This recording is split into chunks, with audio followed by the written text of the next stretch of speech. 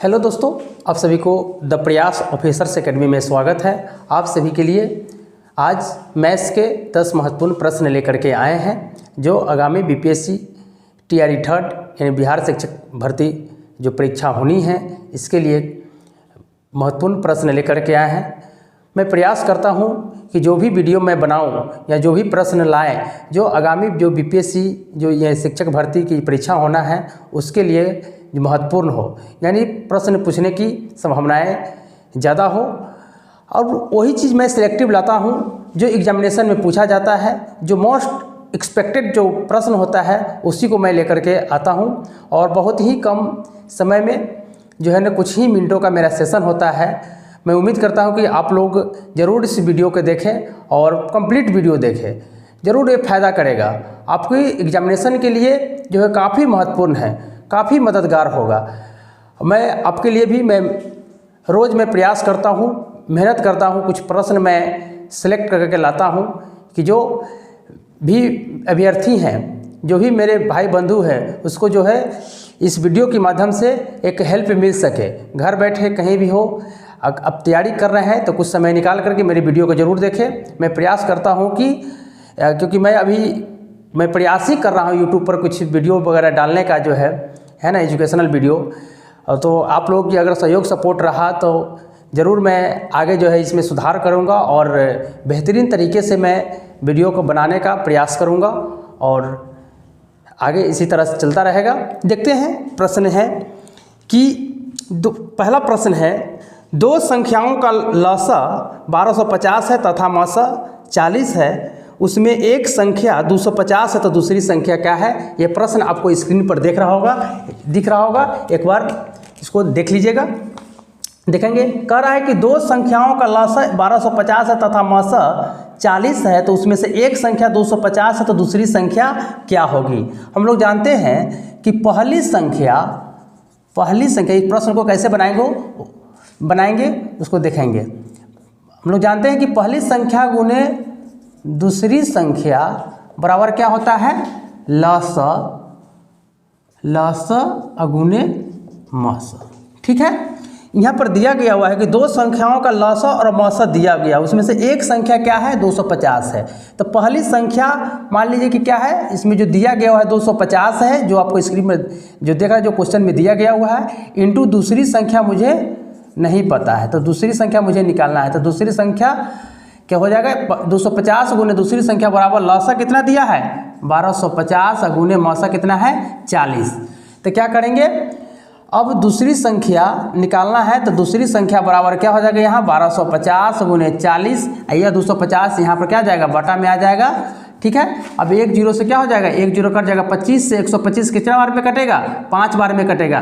5 को 40 से गुना कर दे, कितना आएगा? 200। जो आपको स्क्रीन पर जो ऑप्शन 1 में दिया गया हुआ है वही इसका आंसर हो जाएगा। ठीक है, इसका आंसर हो जाएगा इस प्रश्न का 200। अगला प्रश्न है, अगला प्रश्न को देखेंगे भाई। अगला प्रश्न है कि वह सबसे बड़ी संख्या जिसमें 43, 91 तथा 183 को भाग देने पर प्रत्येक दशा में समान शेष रहेगी वह संख्या होगी। जो स्क्रीन पर आपको दिख रहा है, ध्यान से प्रश्न को पढ़ेंगे, देखेंगे। तो इस प्रश्न को कैसे सॉल्व किया जाएगा? सर्वप्रथम क्या करना है, ऐसा प्रश्न अगर एग्जामिनेशन में पूछे तो क्या करना है कि पहले एक दूसरे में से घटा देना है। तो पहले क्या करना है, 91 में से 43 को घटाना है। फिर क्या करना है कि उसके बाद 183 में से क्या करना है, फिर 91 को घटाना है। फिर 183 में से क्या करना है? 43 को घटाना है। सबको घटा करके क्या करना है? घटा करके एचसीएफ निकाल देना है। जब इसमें से घटाएंगे तो क्या आ जाएगा? 11 में से 3 गया तो 8 और 8 में से 4 गया तो 4। ठीक है, फिर क्या करना है? 183 में से 91 को घटाएंगे तो क्या आ जाएगा?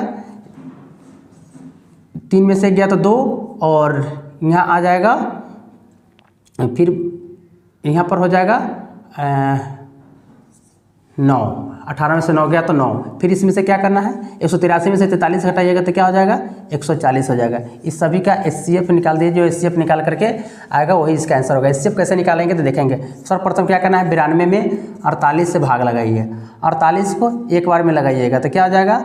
यहाँ 48, 12 में से 8 गया तो 4, यहाँ बच गया 8 में से 4 गया तो 4। फिर 48 में लगाना है 44 से एक बार में 44, फिर कट जाएगा, यहाँ 4 आएगा, फिर 44 में लगाना है 4 से, तो 4 एकाएँ के 4 कट गया, फिर कितना बार में, फिर एक बार में यहाँ 4 उतरेगा, फिर कट जाएगा।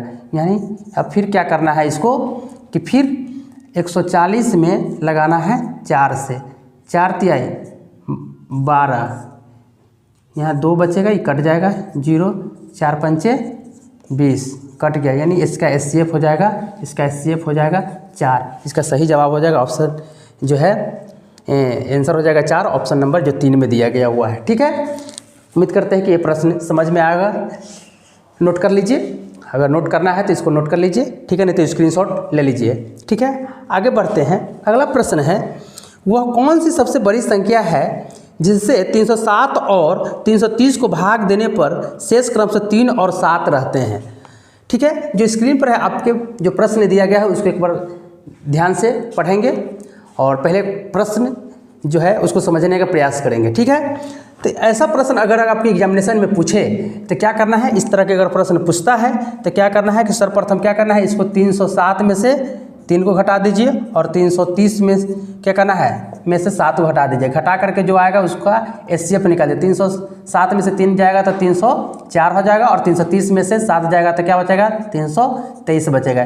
इस सभी का एचसीएफ निकाल दीजिए, जो आएगा वही इसका आंसर होगा। एचसीएफ निकालने में आप लोगों को बहुत आसान तरीके से आता होगा, जो एक आप लोगों से निकल जाएगा। ठीक है, एक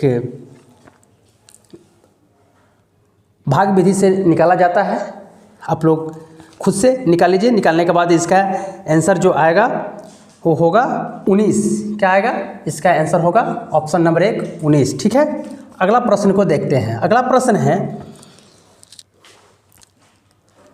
यदि 2x-1 प्लस 2x+1 बराबर 320 हो तो x का मान क्या होगा। जो आपको स्क्रीन पर जो प्रश्न दिख रहे हैं उसको ध्यानपूर्वक समझेंगे, बहुत ही आसान तरीके से इसको बनाना है। ठीक है, बहुत ही आसान तरीके से इसको सीखना है। देखिए लिखा गया हुआ है कि 2x-1 प्लस 2x+1 बराबर है 320, तो x बराबर व्हाट पूछ रहा है। ठीक है, इसको क्या करेंगे, सर्वप्रथम जो ये टर्म दिया गया हुआ है उसमें 2x-1 को क्या कर लीजिए, कॉमन ले लीजिए।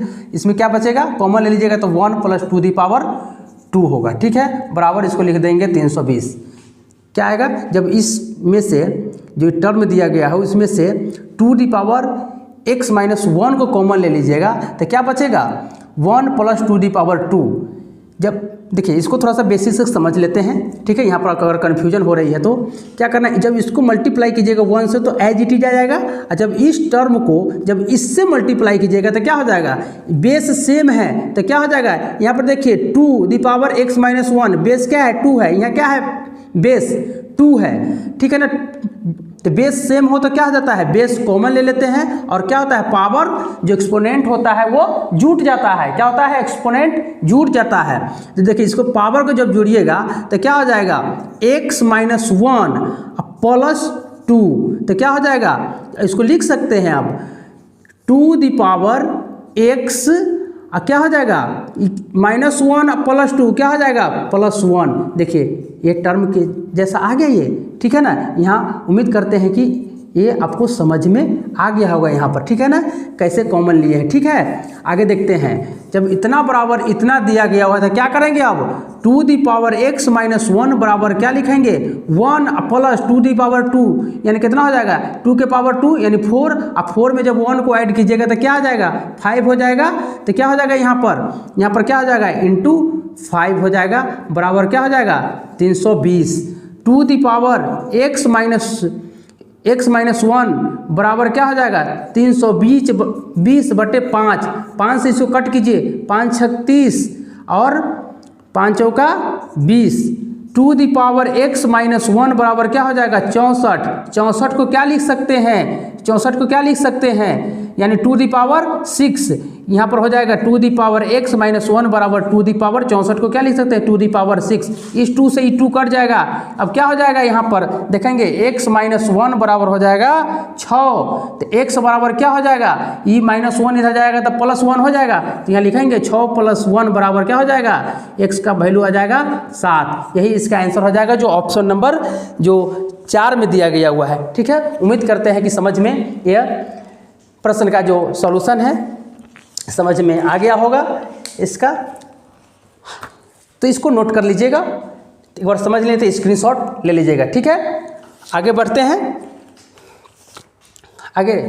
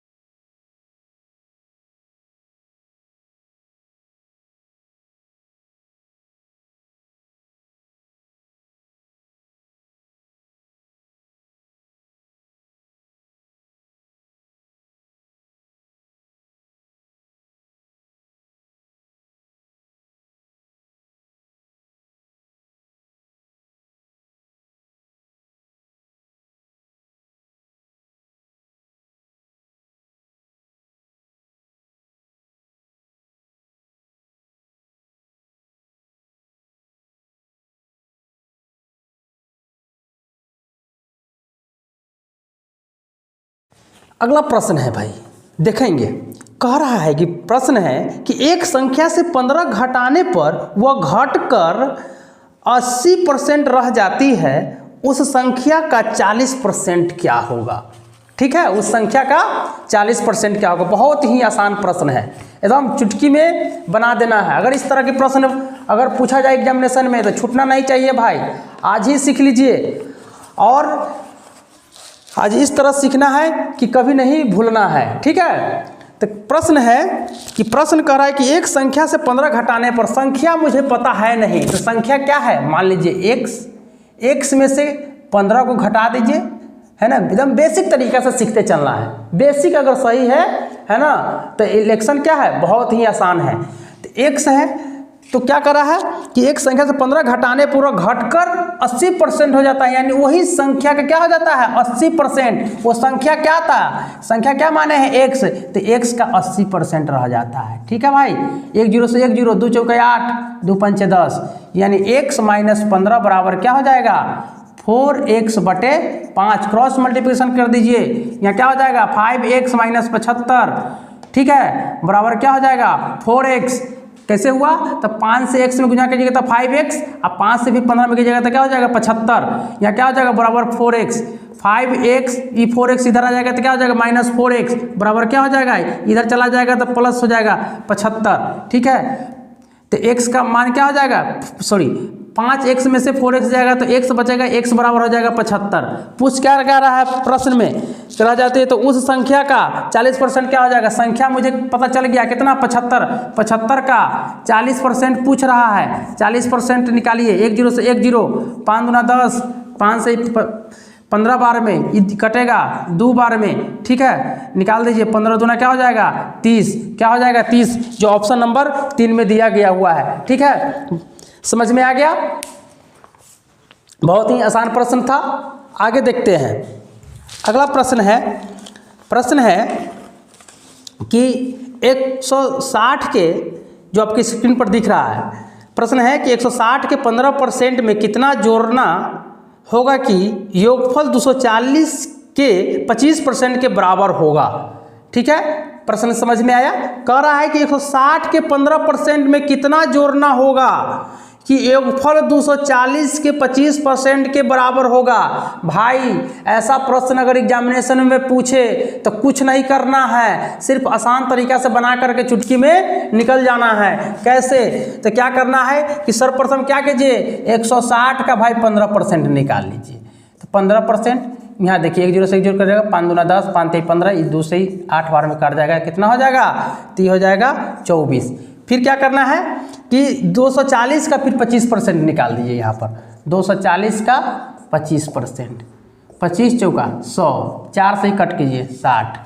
अब क्या कीजिए, दोनों का अलग अलग परसेंटेज निकाल दिए, दोनों का 24 और 60 का कितना का अंतर, तो देखेंगे भाई 36 का अंतर। कितना का अंतर है, 36 का अंतर है। यही तो इसका आंसर हो जाएगा, क्या हो जाएगा, यही तो इसका आंसर हो जाएगा, जो ऑप्शन नंबर 4 में दिया गया हुआ है। कितने नंबर में है, 4 में है। ठीक है, समझ में आया।